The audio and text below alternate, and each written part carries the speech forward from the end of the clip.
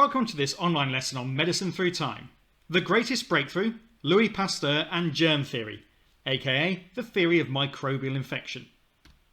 Our aims in this lesson are to know what germ theory was, to explain Pasteur's methods, and to assess the significance of Pasteur's work. A quick do now task then. What, in your opinion, is the biggest breakthrough or discovery in medical history that we've studied so far? Explain whatever you've chosen. Pause the video here if you're going to do that task. Well, there have been several breakthroughs so far. Lots of them haven't been quite correct. Few of them have actually made people any healthier. I might be tempted to choose Jenner's vaccination. After all, that had the effect of eventually wiping out smallpox. But is Pasteur's theory even better than this? Let's find out. Firstly, from what we've studied so far, what did people believe caused disease and illness? Well, here's some suggestions. Poisonous air, or the miasma theory, smells from decomposing material that were believed to cause disease.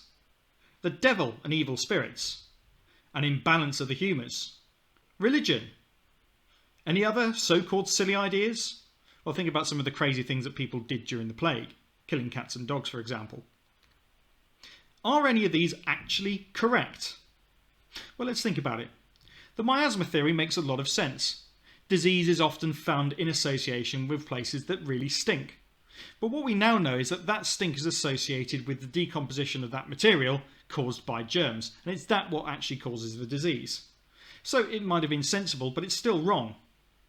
I'm not going to get into a debate about religion and so forth, but let's just face facts here. There's no scientific evidence for those things, whatever your faith. So are any of them truly scientifically correct? The answer is no, but that's about to change. Here's a reminder of exactly how crazy medicine could be before germ theory. Have a look at this source, the Oracle of Harley Street. This is a cartoon published in 1830 about quack doctors. Harley Street was, and is, a street where doctors work in London, although I should point out these are private doctors, not NHS ones. By 1830, quack doctors were beginning to be challenged. Remember, quacks were the people who came up with all sorts of mad and crazy cures, usually that did more harm than good. What can you infer about changes in attitudes to quack doctors in the 19th century? For this, it's a 4-mark question. You need to infer 2 different things and then give the detail and the source that tells you these things. Remember that when you infer, you're going beyond the obvious. Alright, have a close look at the source. It would be a good idea to make this full screen and play it in high definition quality so you can see the detail as clearly as possible, because it's quite difficult to see how what these things actually say. But we can see that the quack doctor is holding various placards. It says on his first sign, killing, no murder. So there's a distinction there between killing somebody accidentally or through your treatments and actually outright murdering them. Think about whether the artist really thinks there is a distinction between those things. At the back on the left it says, a short life and a merry one, with lots of pictures of drink. Then the one on the green says, note, short accounts make long friends. What that means is if you have a short account, it means you're in debt to someone, you owe them money. Remember, quack doctors demanded payment for their services. And the idea of being long friends, well, it's sarcastic. If you are short of money, if you owe the quack doctor money, he will keep pestering you until you pay up. That's what's meant by a long friend. We can see at the bottom it says, a long way for a short life. So, again, it's this idea that quack doctors might actually be ending your life or shortening it. And then the main sign in the middle, to the public, and then a semi-official looking seal there. A receipt of my grandmother's decline arrested. Consumption prevented. That was the name at the time for tuberculosis. A cure for all diseases by the simple process of skinning alive. Protected by the nobility. And the houseful of ladies of the first distinction. Dr. Needy, Harley Street. No quackery. And around his feet we can see, for comic effect, a load of ducks quacking away anyway. What can we see in the background? That is a funeral procession leading by a church.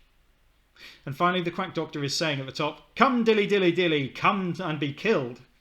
This is the sort of barker's announcement that you might find in a marketplace to try and drum up some business. That's very much the way that quack doctors operated. Alright, quite a lot of explanation there. Pause the video now and see what you can infer.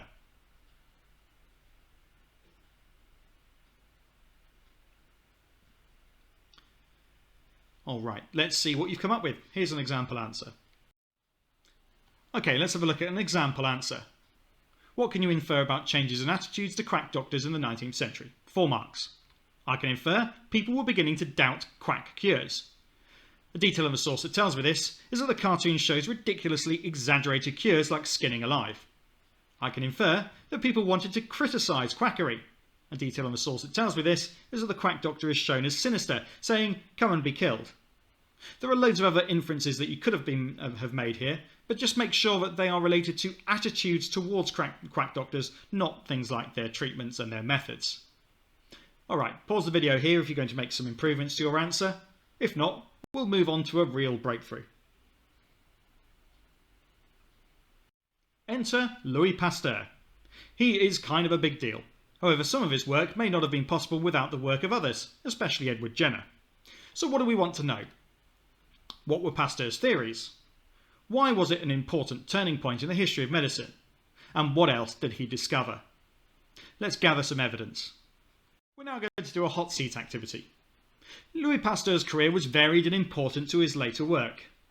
I'm now going to interview him and ask him questions to find out what you need to know. Make sure that you note down the key information as we go through this. Now I should point out that I'm going to have to do this through a time-travelling telephone. I'm afraid that I've only got a school budget to work on, so it's not brilliantly accurate this. Typically, one of the things that happens is that, helpfully I suppose, these people from the past do tend to speak English, but they do so with a virtually offensively bad French accent at times. So just be prepared for that. I promise you it's not just me doing a stupid voice, it really is Louis Pasteur from the 1860s. Anyway, let's move on. It'd be a good idea to fill out some information like this. Any background information about Pasteur? What his germ theory actually was? What his work on vaccines was? His use of experiments? And his inspiration and work of others. You could take a screenshot of this now and print out your own version, or you could just write down these headings. Let's begin the interview. So, Louis Pasteur, thank you for joining us today. I'm going to ask you a few questions to find out about how important you were in medical history. I see, Ami. This is a very important point because so many people in my time didn't actually accept my ideas. So I hope that you people are ready to actually listen to me and believe what I have to say. I'm sure we will do, Mr. Pasteur. So let's get some background information first of all. Could you tell us anything about your life? Oui, I can do. I'm a trained scientist. I went to university and I lived in France in the 19th century. That is the 1800s to you. However, I was not actually involved in medicine all that directly. I'm more of a chemist than a biologist, and I'm not actually a physician by training. Instead, I have focused my theories on commercial interests. So, in other words, people could hire me to see if I could solve their problems scientifically, and I would make money from that and help their businesses out. Do you understand? Yes, I think I do. So, what you're saying is you're not actually a medical doctor then? No, I am not a medical doctor. However, I will publish my theories, and I understand that they have medical applications and other applications in wider life as well. Okay, thank you. So, germ theory, what is it all about? Okay, so let me explain to you. Up until I came up with my new theories, people believed in a theory of spontaneous generation. This is the idea that since we have had microscopes for a couple of 100 years now, we can see germs, and we know that these microorganisms, these tiny living things, actually do exist. Okay, so I understand that. So what you're saying is that people already knew that germs existed. Oui, that is correct. So what did you actually discover? Well, people already knew about germs. Aha, you see, this is the thing. We knew about germs, but people thought that they were spontaneously generated. In other words, they just sprang from nowhere. So if, for example, you had a rotting piece of meat, the germs would simply grow out of it with no other external influence. Now, as a scientist, I did not think that this was likely, so I set about trying to prove that it was not like that. All right, so what you're saying is that germs grow not by themselves so much as... Well, can you explain a bit more? Of course I can. So I have this idea that germs exist in the air and on surfaces, and that they multiply and they reproduce. So it is not spontaneous generation, it is just simply that in certain environments germs can thrive, and that is why we find them growing on places. Okay, I see. So spontaneous generation is wrong, and instead germs germinate. Oui, that is right. That is actually where the term comes from. It means to grow. Great. So how did you prove your ideas?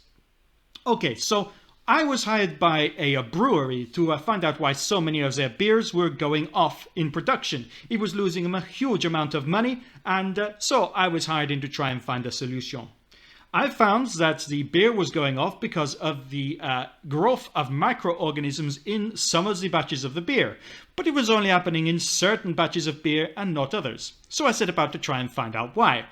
So I put forward the idea that there was a microorganism or lots of microorganisms in the air which was infecting some of the batches of beer and turning it sour and horrible and undrinkable, and that it wasn't getting into others.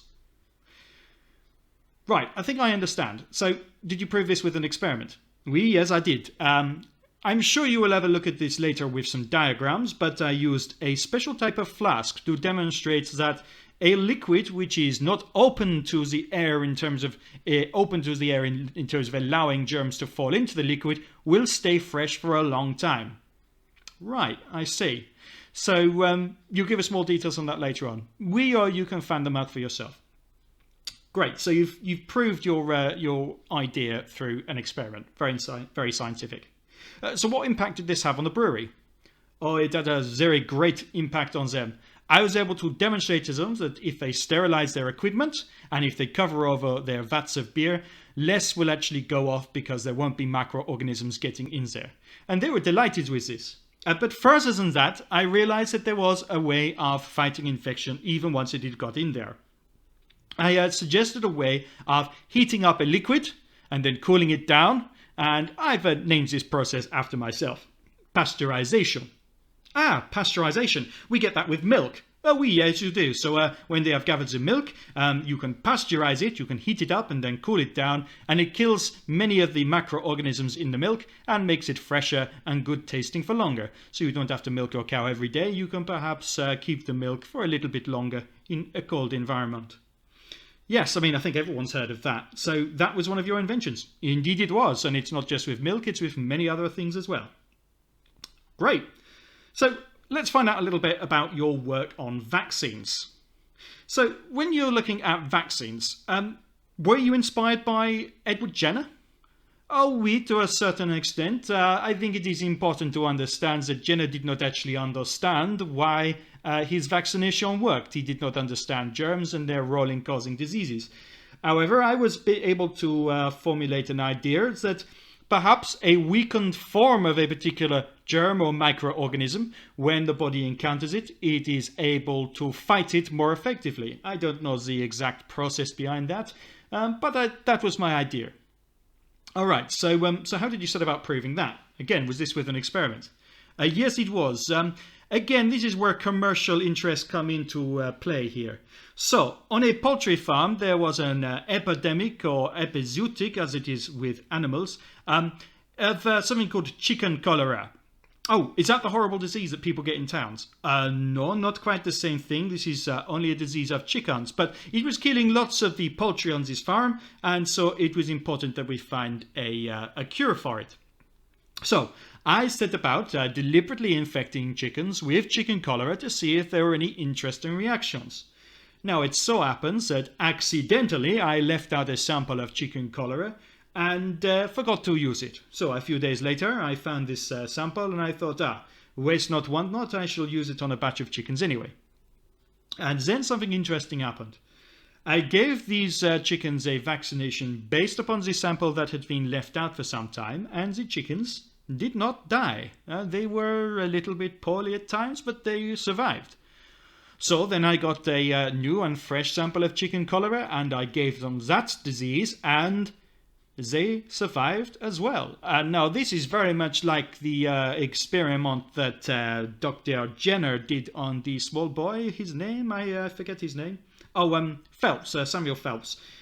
This is where Jenner took a weakened form of cowpox, gave it to the little boy, and then he didn't get full-on smallpox afterwards. Yes, this is the idea. So I put forward the idea that perhaps the unfresh sample of chicken cholera, once given to those chickens, didn't actually kill them, and instead immunized them against the actual disease. So, in a sense, I had demonstrated why vaccines work. And this allowed me to try other things. And I, for example, developed a rabies vaccination. Rabies was a disease that we had no cure for at all. And so it was very important that I demonstrated that you could vaccinate people against rabies. Well, that's absolutely brilliant. So we're a little bit further on in actually understanding how vaccinations work. Yes, we are. So I must say that I was given some inspiration by Dr. Jenner, but of course I've been able to apply my greater understanding of germs and their role in causing disease, and I've put forward that if germs can make a liquid go bad, and if germs can make an animal sick, then the same must also be true in human beings. So that is why cleanliness is so important in good health. Well, thank you, Louis Pasteur. I think that was very informative. I think it's also time for me to go back with my class and get a summary of the things that we found out. Thank you very much for your time. Au revoir, it has been my pleasure. Okay, let's make sure that your notes are appropriately complete. Here's some of the things that you should have down. Firstly, Pasteur was a scientist and not a medical doctor or a physician. He was originally concerned with working with companies to solve their problems, such as sour beer. Pasteur disproved the theory of spontaneous generation. Germs multiplied but did not appear on their own. They came from the air or other surfaces.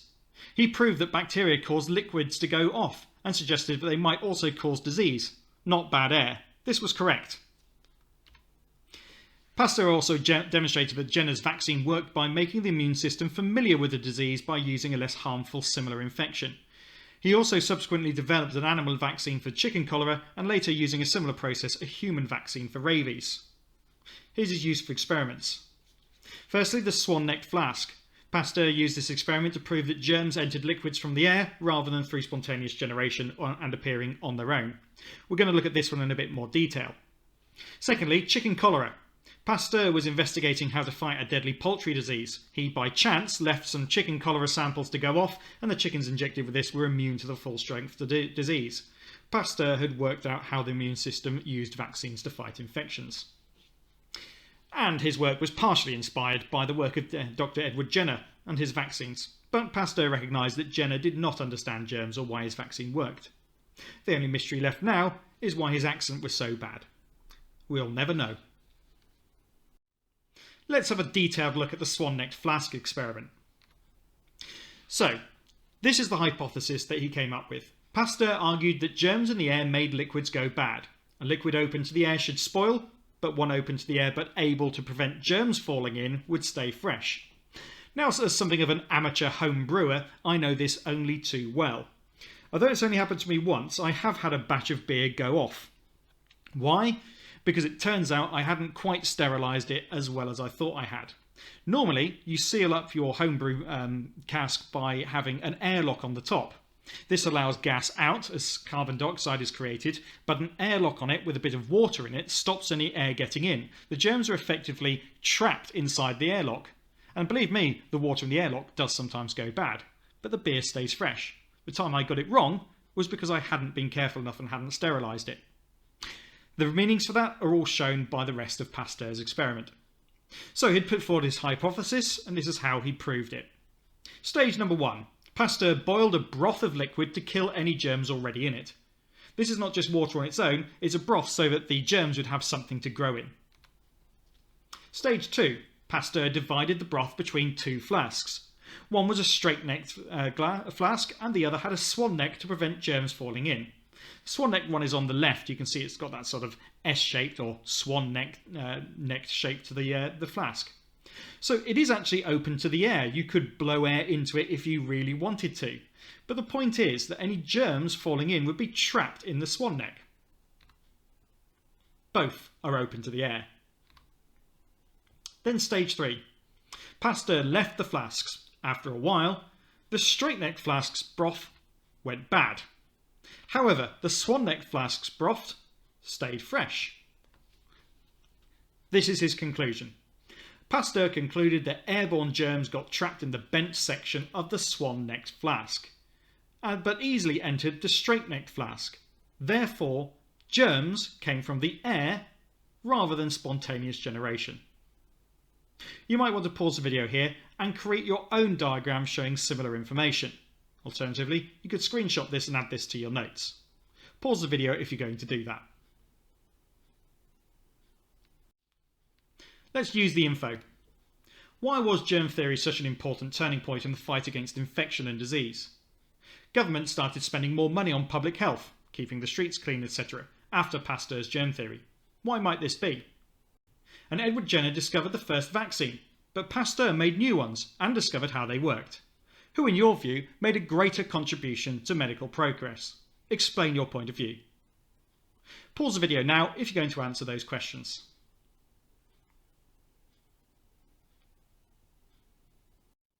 Let's consider Pasteur's importance, particularly in comparison to ancient Greek Hippocrates and ancient Roman Galen. Although it's worth remembering that this course looks at their impact on medieval and Renaissance medicine rather than their impact within their own times. People will now stop thinking that diseases are caused by poisonous air, the devil, bad smells, evil spirits, too much blood and other irrational theories. Thanks to Pasteur, the world could look forward to a time when people understand the causes of all diseases, and doctors and scientists work together to find cures for them all.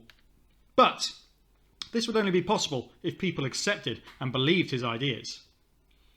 Some tasks then. Firstly, explain why Pasteur's germ theory was different to earlier ideas about the cause of disease.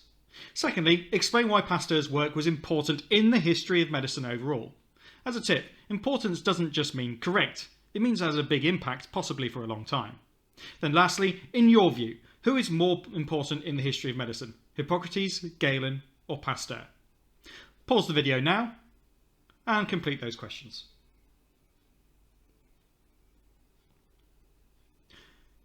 So, why was germ theory different to earlier ideas about the cause of disease? Well, for one thing, it was actually correct, and it had proved a real reason why diseases were caused. Earlier attempts may have been rational, but they were effectively guesses with the best information that people had at the time. So why is it important in the history of medicine? Well, think of all the other things that it can actually enable. It can enable effective public health measures that are aimed towards removing germs from people's lives and stopping people getting infected with them. It allows people to understand how diseases are transmitted and therefore how they can be cured. And later, it would allow people to develop vaccines which can effectively tackle these infections. So, why was this important in the history of medicine? It's going to have a long-lasting impact that we still feel even to this day. And a positive impact because it was actually correct. So who's more important in the history of medicine, Hippocrates and Galen or Pasteur? Well, you may choose Hippocrates and Galen because their wide-ranging ideas, such as the four humours and such as the ideas about anatomy that Galen put forward, had a long-lasting effect that were only really challenged in the later Renaissance. That means they're incredibly important even though they're not correct. Or you might choose Pasteur because we're still reaping the rewards of his work even now, and his ideas were actually correct and overturned many incorrect earlier ideas that had lasted for thousands of years. So whatever you've chosen, just make sure you've backed it up. But Pasteur was not immediately accepted. Stage 1. Theory and Proof, 1861 to 64. Pasteur published his germ theory in 1861. In 1864, he carried out experiments that convinced other scientists that his theory was in fact correct. However, the theory was very general. He could not identify specific bacteria that caused specific diseases, only that they did. Stage 2, 1865. And that's going all the way up to 1876. Still struggling to prove his theory. Pasteur couldn't distinguish the bacteria that caused cholera. The invisibility of bacteria meant that people still believed in the miasma theory despite Pasteur's work. They could see the feces and dirt in the streets, but they couldn't see the bacteria. Stage 3, 1876. Anthrax. Pasteur had a great rival in German scientist Robert Koch, who we'll be looking at in a separate lesson. Robert Koch found that a bacterium causing anthrax, and this was the first time that anyone had actually identified a specific microbe causing disease. So, this is an advance on Pasteur's work, but it helps prove that he was correct. Stage 4, 1876 and beyond, more vaccines. Over the next 20 years, scientists identified more bacteria causing illness, and this led to the development of further vaccines. Miasma was now an abandoned theory. But look, it took about 15 years to achieve that. So here's your task. Firstly, what did Pasteur fail to do in 1865? Secondly, why did the theory that bad air caused illness continue after Pasteur published his germ theory? And lastly, how did Robert Koch, despite being quite a rival of Pasteur, actually help? Pause the video here and complete those follow-up tasks. It would also be a good idea to note down the stages as well to complete your notes and your understanding.